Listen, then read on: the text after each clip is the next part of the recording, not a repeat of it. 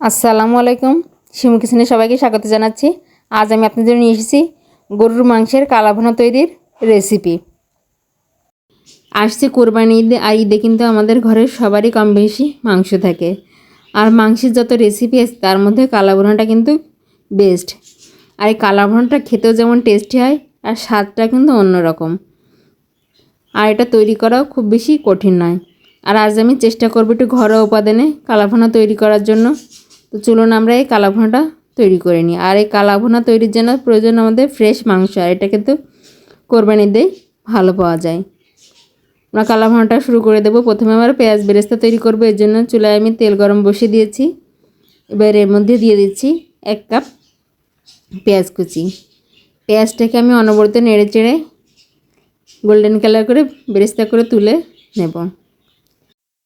আর রান্নাটা পারফেক্টভাবে শিখতে হলে ভিডিওটা কিন্তু না টেনে সম্পূর্ণভাবে দেখতে হবে। দেখুন আমার পেঁয়াজটা কিন্তু নরম হয়ে এসছে, আর অলরেডি পেঁয়াজের কালারটাও চেঞ্জ হয়ে গেছে। এই পর্যায়ে চুলা আঁচটা একদম লোতে করে পেঁয়াজটা একদম লাইট গোল্ডেন কালার করে ভেজে তুলে নেব। আমার বেরেস্তাটা তো রেডি হয়ে গেছে, এটা তুলে নিচ্ছি।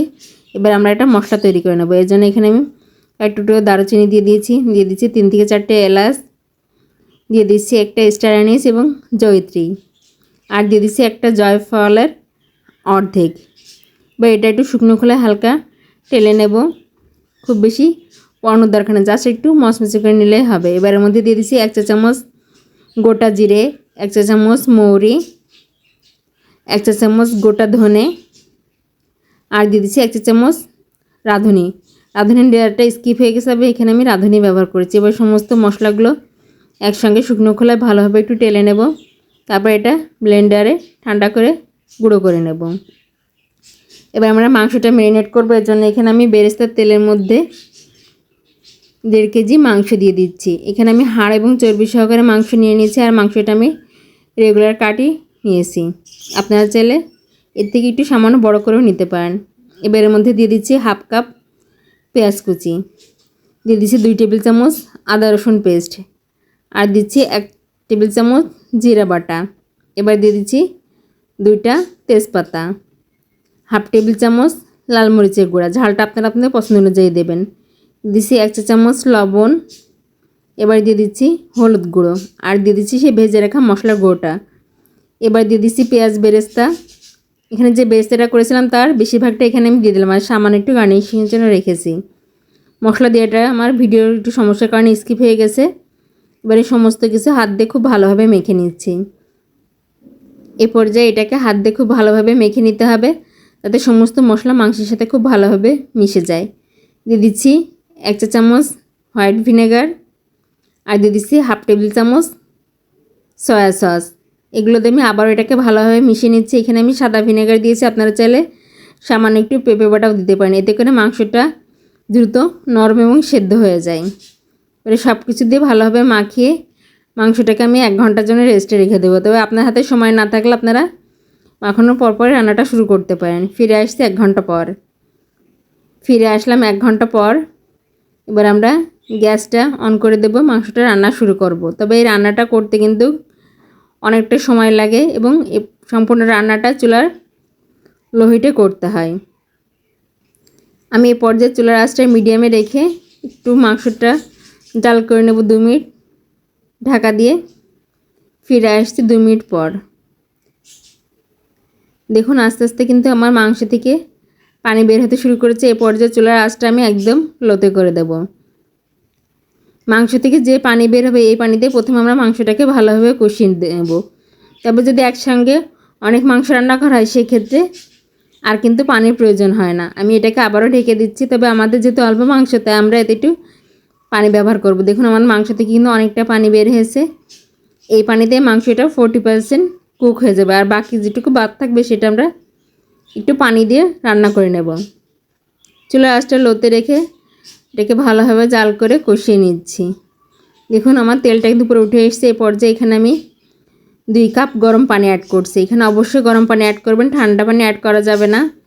পানিটা দিয়ে মাংসের সাথে ভালোভাবে নেড়েচেড়ে মিশিয়ে দিচ্ছি। আর আমি বারবার বলছি এই রান্নাটা কিন্তু সম্পূর্ণ একদম চুলার লো হিটে করতে হবে, তা না হলে পানি শুকিয়ে যাবে, মাংসটা কিন্তু সেদ্ধ হবে না। আমি ঢাকা দিয়ে এটাকে আবারও ঢেকে দিচ্ছি মাঝে মাঝে ঢাকনাটা সরিয়ে এটাকে একটু নেড়ে চেড়ে দেবেন, তা নাহলে তলায় লেগে যেতে পারে। কারণ কালা ভুনাটা কিন্তু মশলা ধৃত মশলা ব্যবহার করা হয়, আর এই মশলার জন্য মাংসটা তলায় লেগে যায়। এটাকে আমি ঢেকে দিয়ে অনবরত রান্না করব। এই রান্নাটা হতে প্রায় আমার 1 ঘন্টা সময় লেগেছিল। দেখুন আমার মাংসের পানিটা কিন্তু শুকিয়ে গেছে, তেলটাও ছেড়ে দিয়েছে। এটাকে আমি অনবরত নেড়াচাড়া করে দেবো যাতে তলায় লেগে না যায়। এ পর্যায়ে আমি কিছুটা ভাজা মশলা রেখে দিয়েছিলাম, সেই ভাজা মশলাটা এখানে অ্যাড করে দিচ্ছি। এতে করে মাংসের মধ্যে খুব সুন্দর একটা ফ্লেভার আসবে। ভাজা মশলাটা দিয়ে আবারও ভালোভাবে নেড়েচেড়ে কষিয়ে নিচ্ছে। আর খেয়াল রাখবেন যাতে মাংসের মশলাটা পুড়ে না যায়, পুড়ে গেলে কিন্তু এর টেস্টটা নষ্ট হয়ে যাবে। এর জন্য চুলার আঁচটা একদম লোতে রাখতে হবে আর অনবরত নাড়তে হবে। এ পর্যায়ের মধ্যে আমি দিয়ে দিচ্ছি আরও 1/2 টেবিল চামচ সয়া সস, এতে করে কালারটা খুব সুন্দর আসবে কালা ভুনার। আমি প্রথমে 1/2 টেবিল চামচ এবং এখন 1/2 টেবিল চামচ, টোটাল আমি 1 টেবিল চামচ সয়া সস ব্যবহার করলাম। এটা দিয়ে আবারও ভালোভাবে নেড়েচেড়ে মিশিয়ে নিচ্ছি। আর খেয়াল রাখবেন যাতে তলায় লেগে না যায়। এবার আমরা কালা ভুনার জন্য যে বাগারটা আছে সেটা রেডি করবো। এর জন্য চুলাইটা কড়াই বসিয়ে তার মধ্যে আমি 1/3 কাপ সরিষার তেল দিয়ে দিয়েছি। আর এই বাগারটা অবশ্যই সরিষার তেল দিয়ে দিতে হবে, আপনারা চাইলে পুরো রান্নাটাও সরিষার তেলে করতে পারেন।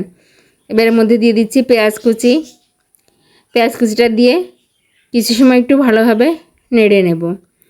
পেঁয়াজ আর রসুন একসঙ্গে দিই না আমি, কারণ রসুনটা দ্রুত লাল হয়ে যায়, পেঁয়াজটা লাল হতে একটু দেরি হয়।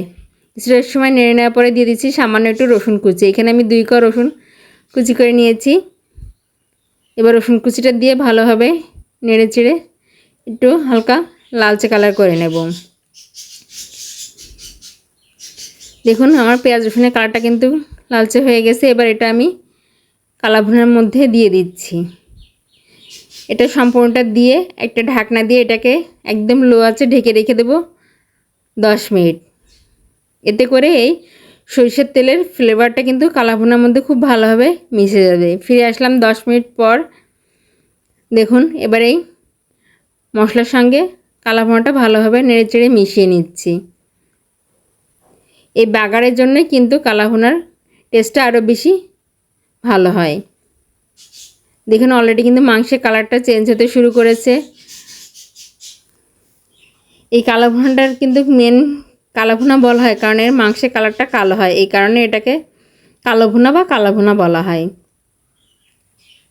দেখুন মাংসের কালারটা কিন্তু অনেকটাই চেঞ্জ হয়ে গেছে। এটাকে আমি আরও কিছু সময় নেড়ে চেড়ে জাল করব। আর আমি সম্পূর্ণ রান্নাটা চুলার লো হিটে করেছি। এই রান্নাটা করতে আমার 1 ঘন্টা 10 মিনিটের মতো সময় লেগেছে।